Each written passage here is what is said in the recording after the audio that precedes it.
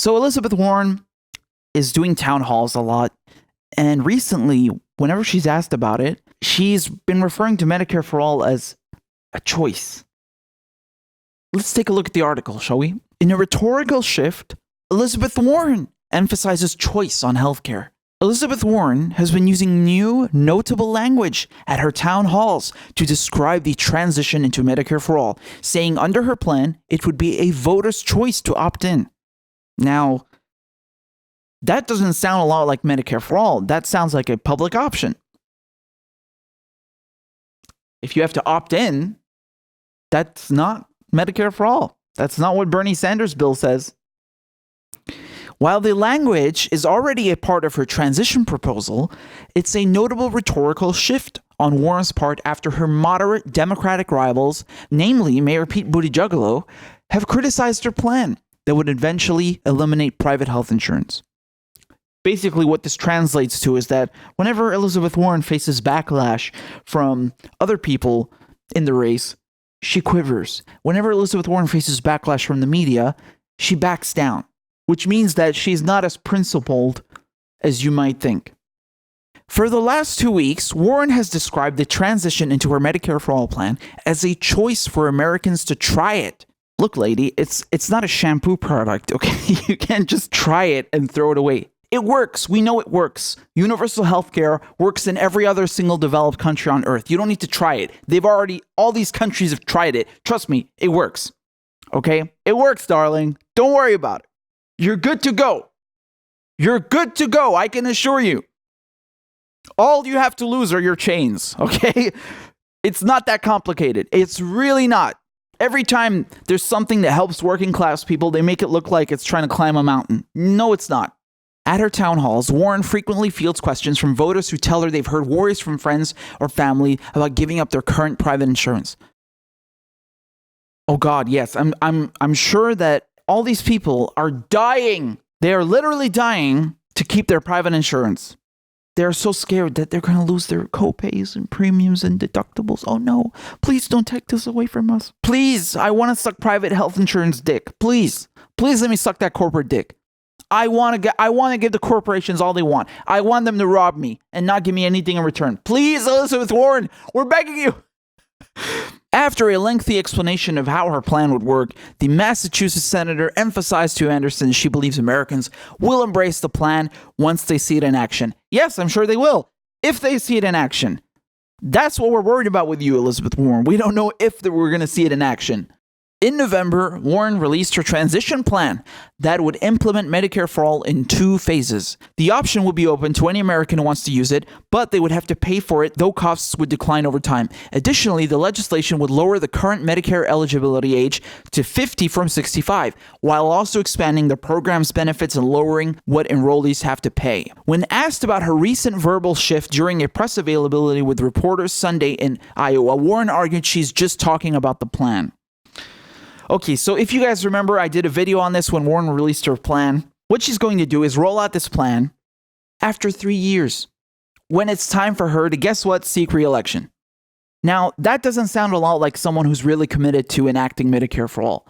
Last I recall, Bernie Sanders said he's going to introduce legislation for Medicare for All within the first week in office. He's wasting no time. He has been fighting for this his entire life. And it's not a choice. Why are you talking about it as if it's a choice, man? Shady language. Always pay attention to what politicians are telling you. They're telling you what they're about right to your face. You just got to look at their language.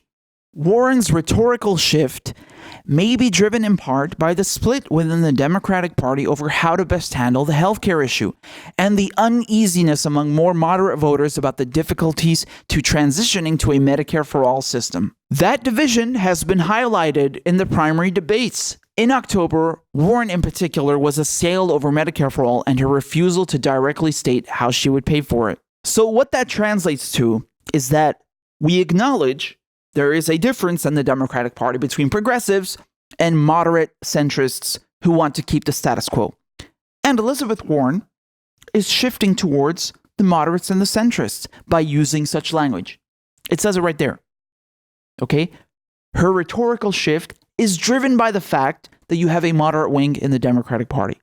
In interviews with voters in swing states this year, particularly in union areas where workers have fought hard for their healthcare benefits, many moderate voters have said they cannot support either Warren or Vermont Senator Bernie Sanders because of their embrace of Medicare for all, which they think would harm the quality of their current benefits and the Medicare system overall.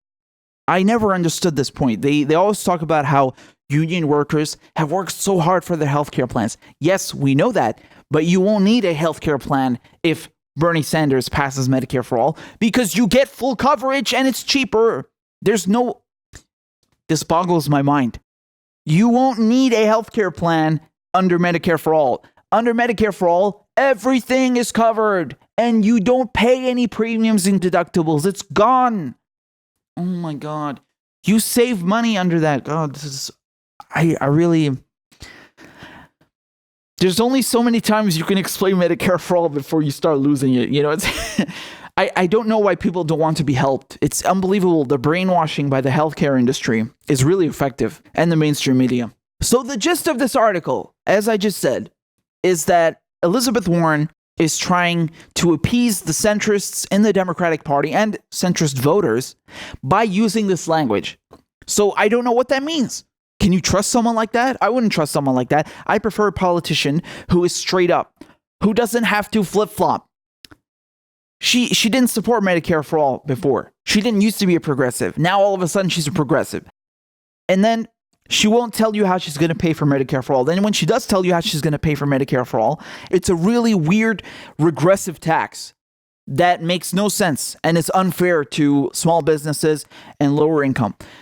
And then she tells you about a transition period, which is going to take 3 years, which is basically at the end of her term, meaning that it's not really going to get done. And then changing her language.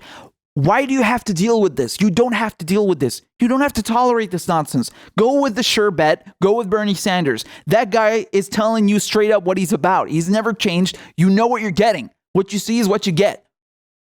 There's no confusion there. He's telling you, I'm getting Medicare for all done. That's it. You don't have to question whether he actually means what he's saying, whether he really supports Medicare for all or not. With Elizabeth Warren, you do. You don't have to tolerate this nonsense, okay? Elizabeth Warren is like a car that you don't know if it's going to start. You go in every morning and you turn a key, and one day it's going to work, one day it's going to not. Bernie Sanders works, all right? It's that simple. I don't know how to explain this any differently. Go with the sure bet. You don't have to tolerate this flip-flop nonsense. You have an option there. His name is Bernard Sanders, all right?